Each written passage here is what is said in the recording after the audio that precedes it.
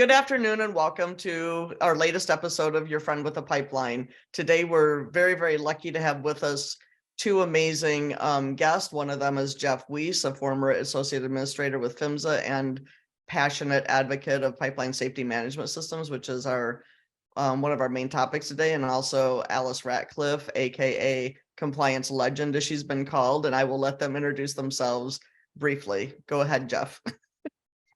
Me? Oh, okay. I think you should have gone to my friend Alice first, but at any rate, I will.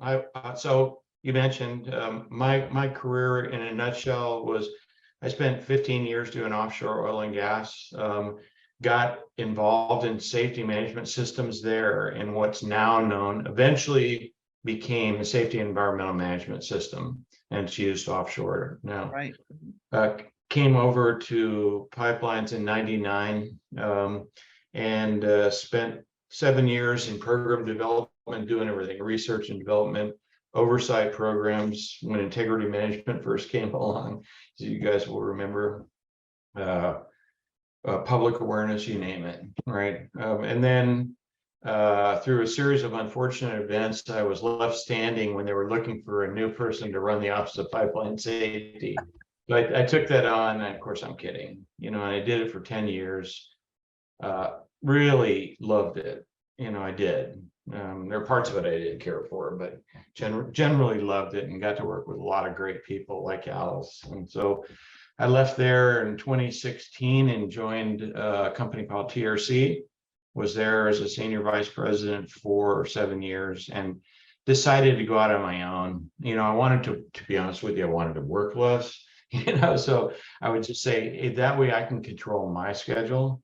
And I'm still doing some consulting. I work with a major distribution company, working with one of the major trades, doing SMS work, and I like it, so sorry, that's long-winded. It's all good. Thank you. We're excited to have you. How's everything in Dallas this morning?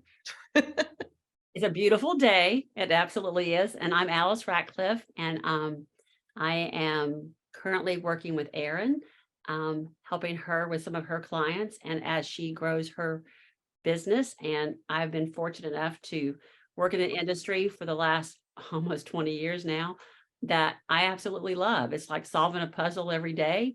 I get to work with great people. We always phone each other with a question and we learn from those experiences. And I've been blessed to be able to do that and still do it today. So glad to be here. Thank you. I'm super excited to have both of you here. And Alice keeps trying to retire, but the industry won't let her. So we'll keep that going for a little bit here. My focus has been like compliance, and that compliance lady and his assertion right at the beginning was, well, that's really nice, but compliance really isn't the goal, which is whatever, the agency says and everything. It's like, so kind of the dialogue we've had around that has been like, I understand that, but it's sort of the foundation. Like, the safety management system is really the sort of, like where you want to be, because it's more it's in more organization wide and it's deeper, but you still have to have those other pieces in place. So that was kind of what prompted that. And I would tell you can't regulate safety through regulation anymore. It used to be that I could get a rule out within 2 years. So let's just say we all agreed on a point. It would still take 2 years to get out back then. Now, the rules are kicking out now. I was working on when I was there in 2016. I actually went back when I saw the list of things that Erin had put down for us to talk about today, because if you remember, Jeff, I was going to talk about SMS back before COVID with GPA. They had got me to speak about SMS, and you and I spent some time talking about that. Yep. So that would have been 18, 19, right there, probably right there at the end of 19 for their convention in 2020, I would say. Maybe 19. But anyway, somewhere around there, because I didn't have a date on my notes, but I had the notes from yours and my conversation. And this is one of the things I wrote down that you said. And it's so funny because it's so applicable today. I wrote down, you said, because I was questioning you, and I actually want to ask the same question now, because one of the things you said, it was about process, but it had to be fit for purpose. And then in my notes, I had put down that you had said it should be fit for purpose, but it still needed to encompass the 10 elements. Whereas the OSHA thing, what is it? PSM. PSM. Yeah. PSM, it's got 14 elements. And of course, pipeline safety management system has 10 elements.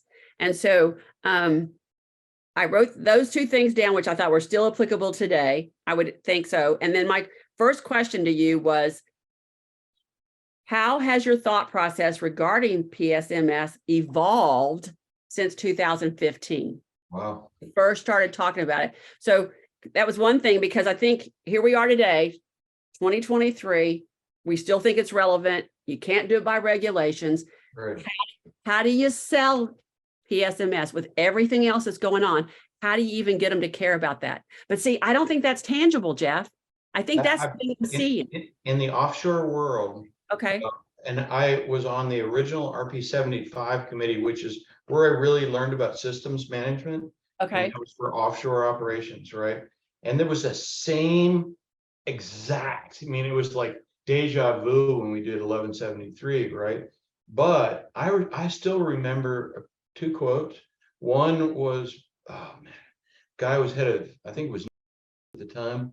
But I remember he stood up in a meeting after I'd been talking for a while, and he said, son, I don't think I need your help. I've been in this business for 15 years, and I think I know how to do my job by now, right? And I said, fine, and I'm not questioning your ability, sir, but I'm going to tell you what happens if you have a heart attack tomorrow and are dead, right? And so that was about process and building rigor into what you're doing, right? That was just a lucky thing come back at my part. At any rate, he said, man, he goes, I got some great news. He goes, I did a review with our insurance company on what all the things we had done to drive down risk in our company. We got a rate reduction significant enough for me to hire another person here. So he goes, well, I'm beefing up my staff with the cost savings, didn't cost company anymore. And we're doing better. And even the insurer thinks we're doing better. Wow. So I'm telling you, I've heard this from other people too, that you really have to overtly drag your insurance company in for review. Some people like are going to Lloyd's and getting a certification. I think anybody can do this, right? I'm doing some for API now, but Lloyd's had the, cachet, and they can probably sell that back to an insurance company. So I'm just saying there is money to be made here, and you're also going to save money from the reduced injury rate, personnel injury, and incidents. You probably won't. There's so many intangibles here. I think staff morale is certainly key, in having a high performing agency. And if you don't believe your leadership cares about whether you go home safe or not, it's questionable about your loyalty to staying there, right? So there's a million reasons I can come up with. FAA just did a SMS webinar, and they brought on some small folks. Before we did in 2014, we did a webinar. It's on YouTube now, February 2014 on SMS. And we brought in a small aviation guy from I want to say it was Miami Air. And he said the same thing. He said, I was kind of doubtful at first, but I've been after this for a while now. And damn it, I know I'm making money on it. And so I believe money in a capitalist society is what's going to drive bigger companies to do things. That being said, you now have private investors wanting their money in 5 years. Oh, yeah. At the most 10, but most of them want it in 5. I would say 3. Okay, and you're probably right. So that was the kind of the thought process I had with private investor money. It's all about the bottom line and them getting that return on that investment quick. So, and I don't know that we've got that today. The kids, millennials don't. They're on a cause. I don't know what that is, but I'm with you. So. Angela Merkel was, if you remember her from Germany, she was the chancellor in Germany. Yes, Merkel, yes.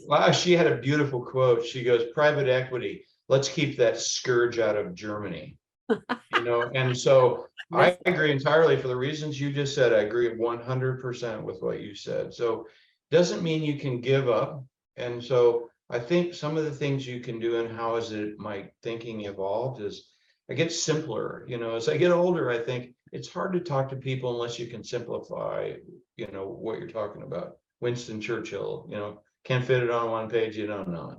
And you don't need it. But what I say is the world is changing around us constantly, right? Right. Whether the rules are changing, they change slowly, but materials are changing, material science, the technology is changing, the people are changing, right? The economic conditions are changing. And we used to be very insular, meaning that even the best of us were only looking at ourselves, right? And then we were only looking in certain ways. So what I would say is that I think the culture, my thinking has evolved to say culture is king. It can make or break. And you have to build the kind of culture you want that will sustain things, and a culture that's based on learning, right? And said work. So that means a lot. I mean, it means you can't get out there. Don't seek to blame first, seek to fix the problem, right? Right. And so if you start blaming, you know what happens. Everybody hunkers down, they don't share information, they don't want to get caught up in it. Nobody talks, you don't solve the problem, it happens again, right? So if we say instead, hey, if that was malicious intent on your part, your ass is fired, right? But if it's not, and if you admit that it was yours, you own it, take responsibility for it, don't run away, and make your whatever amends it is. Use those people as champions. That's one person who will never make that error again, right? And so you just fired him for making it an accident. So I think that's all based about learning. We want to learn, we want to evolve, we want to adapt, because stuff is raining on us that's of change, right? All the time. And so getting out of our stovepipe for a minute and saying, hey, Alice and Aaron, what's been happening in your world? Help me understand, are there things that you're seeing that maybe we didn't look for here, right? I want to look outside now, and there is some of that going on. We all know that. It's not enough, but it's some. And then the other thing is, let me take today's goggles or my glasses from today, my new prescription, and let me look back at some of the stuff that happened, and say, knowing what I know now, would I interpret that the same way? Would I draw the same conclusions from that incident? And who knows? 8 times out of 10, you may say, yeah, probably. But a couple of times you go, damn, that might have been this instead, right? So that's about learning too. But it's increasing your focus inside, looking outside, and looking back. And so that's all about learning. I don't mean to go on, but it's all culture. I agree. Right? Yeah. Hire good people, that's a basis, and then make sure that we're all committed to these things. And leaders got to lead. They can't just be finance people. They have to lead. Guy told me yesterday, happened to be sitting outside on a nice Sunday having a beer with him there were some people playing music, and we were listening. He was telling me a story about working for a large company. He said the CEO used to go out and walk around. He goes, stopped in his office one day and said, hey, how are things going? He goes, are you getting everything you need to get your job done? And he said he was, but he said, wow, he goes, that had a marked impression on me, that the CEO would actually come around and talk to me and ask me questions, and so hire good people, take care of them, and then base it in learning, and I think you teach other people to help each other. That's part of the learning process. Is like, you got a problem, yeah, I'm going to help you, all right, but I know I can count on you, sometime to help me. So Right. sorry, I told you, it's like 5 cups of coffee in a row. You're good. So it's good. my question to you, the next question I had was, what roadblocks do you see in 2023? And I think you've just named some of the ones that you've just said. And so I want to add to that, how do you see the human computer interaction as a roadblock, or is that going to ultimately help us? Obviously, as we know, the propensity we have now, even for some human error, but that human computer interaction, I'm struggling with, have we done ourselves a disservice because we're getting less and less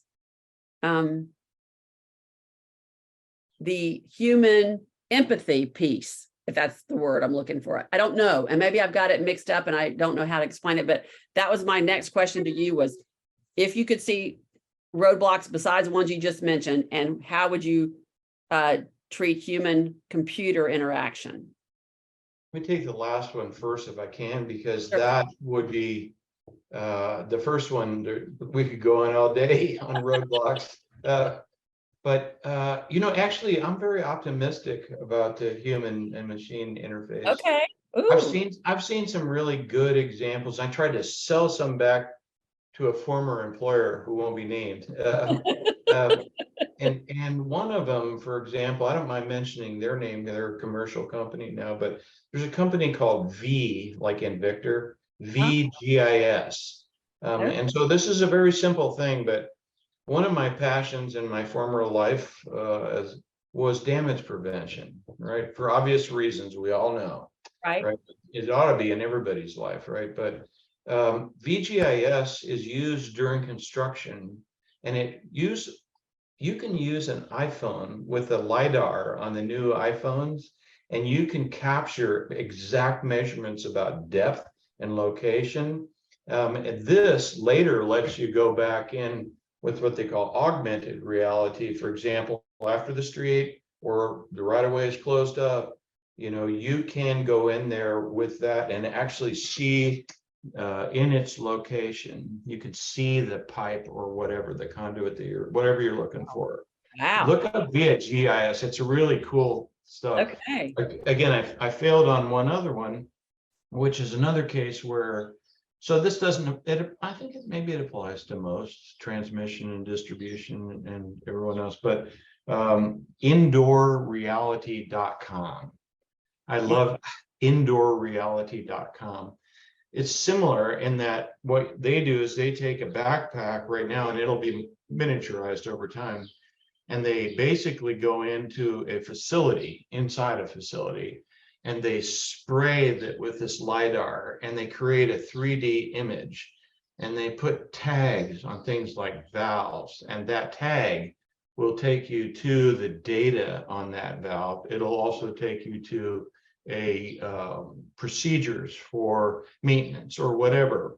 I'm just saying, diagrams, you can put anything you want to once you put a tag on these things. So you wear this augmented, or I think you can do it with your phone, but you can also do it with glasses. You go in and they said, hey, here's your task today. I want you to work on valve number such and such, whatever. You go over there, you can see it. If you're a little questionable about what steps you were going to take, boom, you pull them right up, and you know what to do, right? So I think there's a great role, and I think ILI is coming along. If you're gonna, of course, the human element, you got to figure out which tool you want to use and why. Right. You'd be shocked at how many times I've seen people just say, we pigged our line, and go, what'd you pig with? And they'd say, well, I don't know, the contractor told me what to pig it with. And I go, well, what were you looking for? I don't know, contractor told me what to pig it with. And I go like, damn it, man. We were due to run a pig, so we ran a pig. Yeah. That's right. It's funny you should say that, because it's a great segue, because my next comment to you, question, was going to be, back in the day when we were talking, it was self-certify. Do you remember that term? Yeah. Jeff? Yeah. And so, and the reason I wrote that one down was last night I was happening to watch 60 Minutes, which I never do. And I watched 60 Minutes last night, and they were talking about how basically the self-watch people within the government were no longer watching our contractors, and cost had doubled because of Oh. that. Oh, it was DOD. I actually caught part of that, I think. Okay, well, but I remember back in yours and my conversation back in the day when we were on SMS, we talked about how incidents drove some of the things that we had, our regulations Sure. and things like that. And so it was obviously the one that comes to mind now is the one with Boeing, with the planes, the 737 MAX. Right. And how Boeing was actually charging for the upgrades to the package. So you had a choice. You didn't have to buy the upgrade, which may have contributed to the incidents that occurred. And so I'm curious about the self-certifying as it relates to SMS and the world we live in today. And where does that reside? Do we still have it within the company, or do we need to shift that? Or maybe that's a case-by-case basis. I don't know. I think, Alice, when we were talking about this,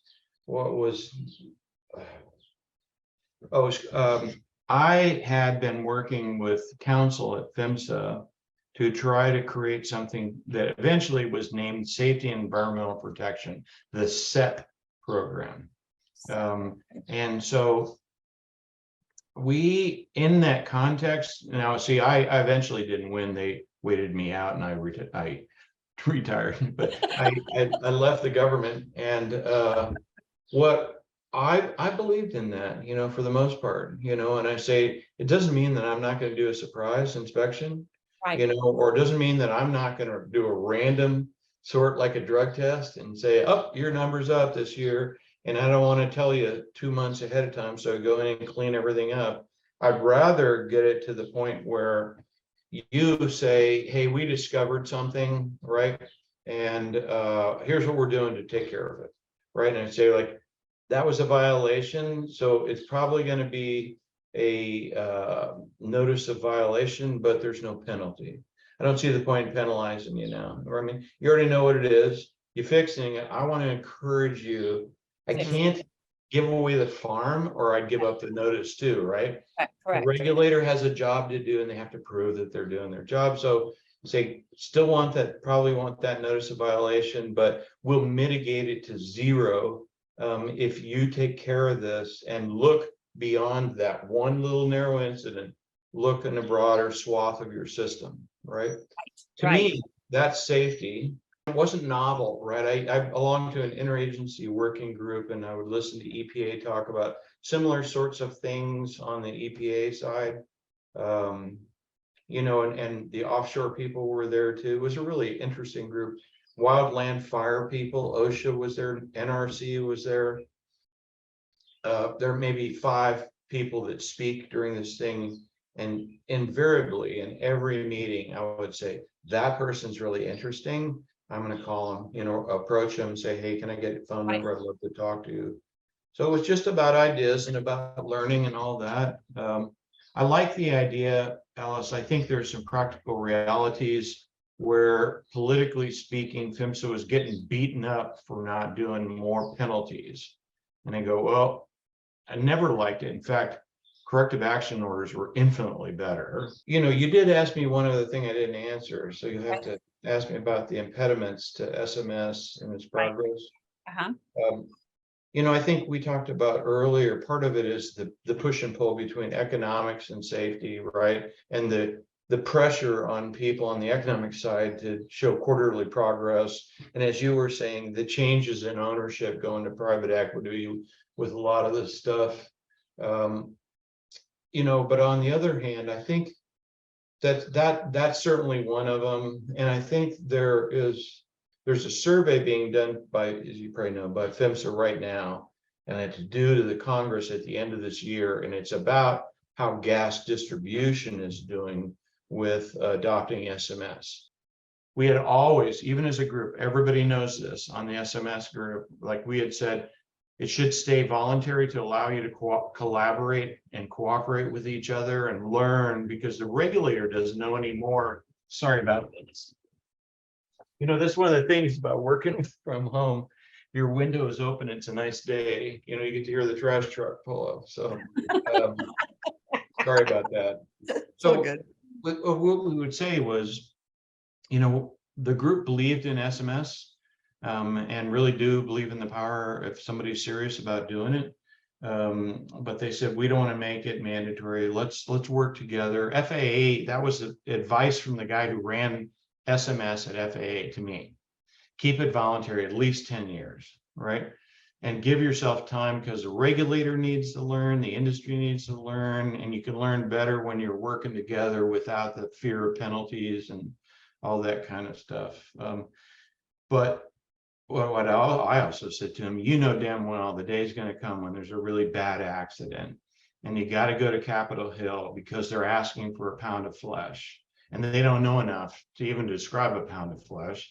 So give them a pound of flesh and say, oh, no, don't throw us in that briar patch, right? You know, and it's the SMS patch. So you give them SMS and you say, by that point, half to 2/3 of the people will have begun that journey. And so if you get a mandate from Capitol Hill that says you got to do it, all right, whatever, you know, but it's not optimal to make it mandatory, just for the reasons we said. So I think one of the biggest impediments is that so far, I'm waiting to see what PHMSA's report says, because I think that could affect everything. You know, and I think another impediment has been, honestly, the really small operators, because they always say, no, this can't work for me, which I don't believe at all. In fact, we've helped a small operator who was super small when we went in, and you may know this one. We went into this, I don't want to use names, so in South Carolina, and went in there, and basically after interviewing people for a little while, you go, well, but you were doing this, you know, and that counts, right? So as it turns out, you're probably doing half to 2/3 of what you needed to do, and you can set a path forward for the rest of it, right? Doesn't have to be done tomorrow. So small operators and their resistance, and talking to the Congress and talking with their trade associations, I don't know. I think the question is always, isn't not, it's the why question. Why should I do that, right? And I think it's hard to sell into the environment you were talking about with the private equity driven environments, like, hey, okay, but I got a gun in my head right now, right? I can't, there's only so much I can do here. Yeah, and I don't think, I haven't seen a huge amount of serious leadership at the top levels of companies. I've seen some, and it, like we talked about, and I thought it was really impressive. And the people who were instrumental to carrying all this out, you know, were much more likely to be there and stay around and like that company and see a future there, with good leadership. But seriously, in this country, you know, I mean, it starts at the top, does it not? Yes. You know, and I say I cannot believe that the leaders in this country perform the way they do. And, you know, the electorate can say, well, they can get away with that. They can say that. Why can't I say that? You know, it's like, yeah, I believe that, and that person said it, so it's got to be right. You know, and it's just, we've lost the empathy. So Yeah. I think So- that's part of it. I was going to say, Jeff, I think one of the things I appreciate you just saying is talking about like the small operators, because that's what we'd always heard from the beginning, was that it felt, the perception was that it was too onerous for small operators. But I agree with you that it really is just about how you run your business. And a lot of it, they were probably already doing some part of it. Oh, yeah. And I think a lot of times when people think of safety management systems, they think of, you know, we're talking about Exxon. I mean, we've all, like, when I worked for Alaska Pipeline, one of the owners was Exxon. So we had owner audits and got, you know, introduced to their safety management system. This was back 30 years ago, but it does become, or it can become, in the case of Exxon, you know, they're one of the biggest companies in the world, you know, so theirs is a bigger piece of work. But, you know, if you're a small operator, you can have the same thing, but have it on a smaller scale, but it's still doing the same thing. And I think that's what gets lost sometimes, is people think that if you don't have like 4-inch thick notebooks full of stuff, you don't have a SMS, and that's not the case.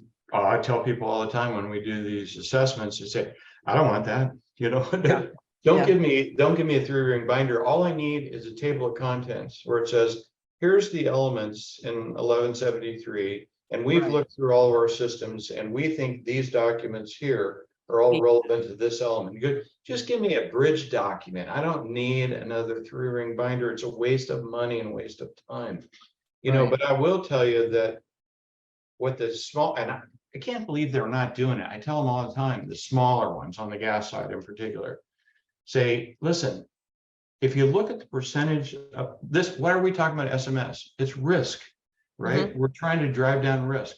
I go, honestly, you guys are not a big component of the risk. If you break the data down and say, hey, how many fatalities came out of, I'm making stuff up now, the municipals? Maybe none of them, any way you look at some of these small operators, let's talk about the definition of small as being 20,000 or fewer customers, which has been tossed around. They have very few accidents. If they have them, it's probably excavation damage, right? And so, well, fundamentally, the risk you have as an operator, really, your SMS could probably be a 10-page document, right? And we've looked at all the risks. Here's our history. Our risks are clearly these things. We're not going to give up on some of these other items, but we're focusing our time and attention on that. Probably appropriate, right? They ought to take the data and use the data and say, it clearly says those operators are not the risk that the 3 of us and others care about. We care about the people. There's still roughly, don't quote me, but it's somewhere between 15 and 20 people dying every year in pipeline accidents. There's something, I don't know, I forget now, it's north of 75 being injured. There's, hundreds and hundreds of millions of dollars of property damage and all this. So there's still plenty of risk out there. I think we all want to de-risk the system. And so SMS, to me, Aaron, you started this thing with asking me, why are we talking about SMS? And, the simple way I say it is that it used to be in the old days, really old days, by the way, it was the industry would design standards, right? And the industry would bring a group together, share information, write a standard, and really, for the most part, the states who were regulating back prior to 70, they were using the standards, right? As they probably should. They need to be involved in some of the standards process, but they should use the standards. So, the Pipeline Safety Act back in 1769 come along, and the Hill gives them a very short period of time to write a code. And so, a code was based on standards, as it should be, right? Yep. I'll tell you that the process of writing regulation during my career has evolved markedly to where I got in trouble for saying, I can say it now because I'm not employed by I got in trouble for saying that the regulatory process was stuck in amber. It was that, and it was at a Napster event in New Orleans. And the reporter made allegations to the fact that I also had ethical issues. Well, as it turns out, I flew in the night before. I walked over, did my speech, went right to the airport and flew out, right? I had to. And so I got in a lot of trouble over that. But my point was that even back then I was saying, man, you just can't get a safety regulation out anytime soon. You're better off doing it in a standard, and participate in that standard so it doesn't sink to the lowest common denominator. And 1173 was one of those, that's one of the reasons we pushed pretty hard in there for safety.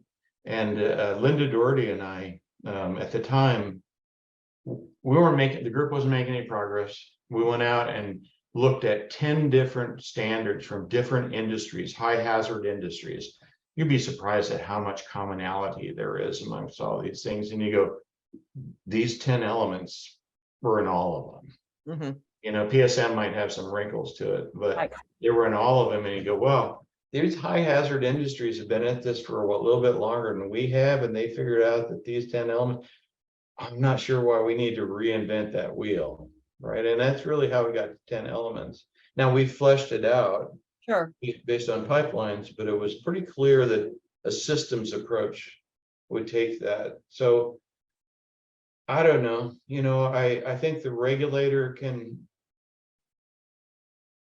I'm hesitating saying that, but I would say I worry about the regulator being an impediment to progress on SMS because of them getting too punitive about it and not making it about learning and saying, hey, that was wrong, guys. We need to go back there, redo that, and let's talk. Or if you need guidance, we'd be happy to help you.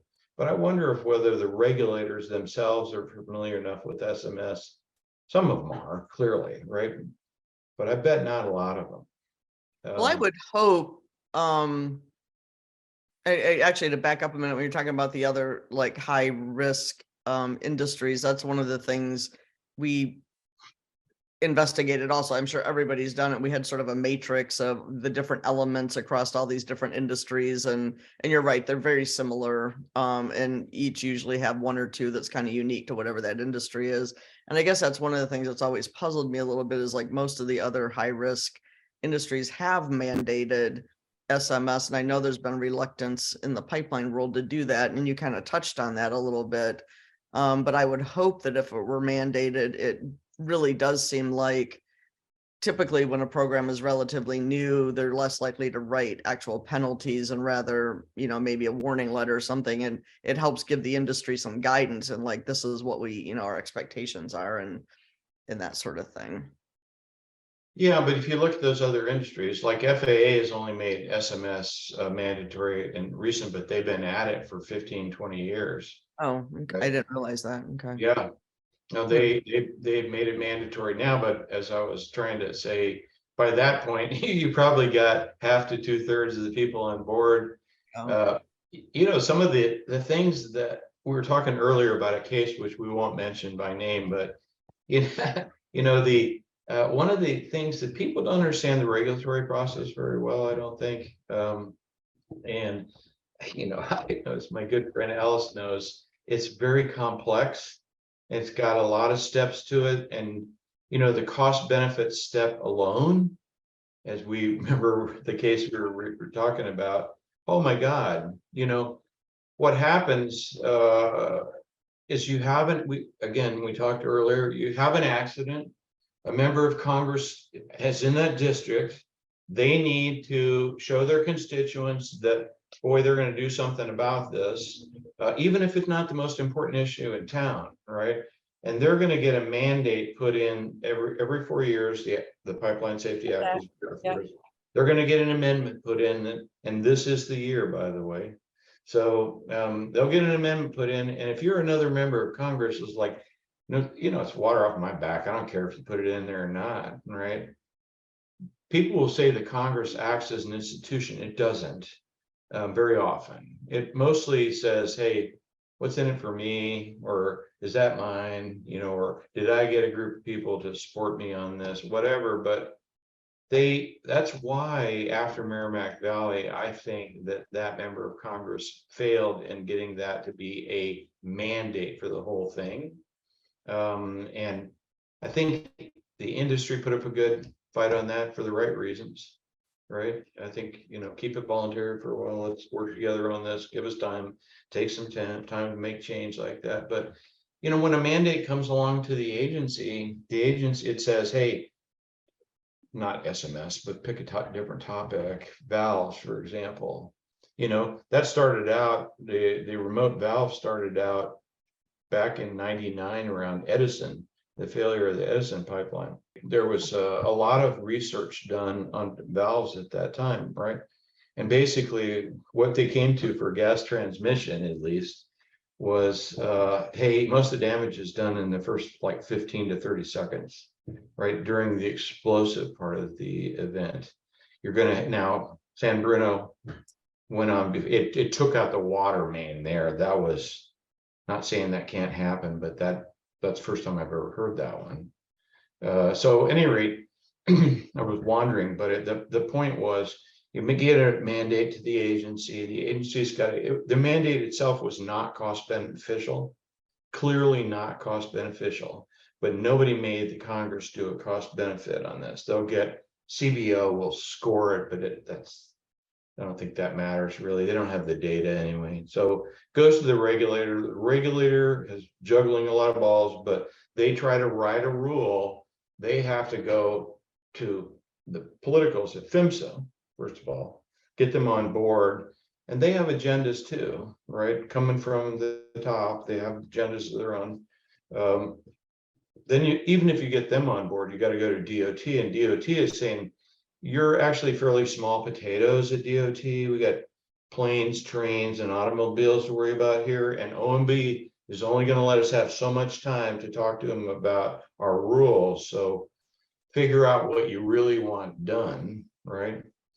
That led to the mega rule, by the way, because you say you're only going to get one bite at that apple, right? You better stack it with the stuff you want, because you can't move separate rules in there. For all those reasons, I'm sorry to prattle on, but we were talking, I think the regulatory process is broken. I don't think that's the way to achieve safety. I think it's, as we talked to Aaron, it's sort of like, to me, it's always been, that's the price of entry. I'm sorry, if you're an operator and you're questioning your own compliance, then we're in trouble, right? Mhm. You're posing too much risk to not at least comply. I guess the last thing to say about rules, and we all know this, we talked earlier, it's like they're a negotiated outcome.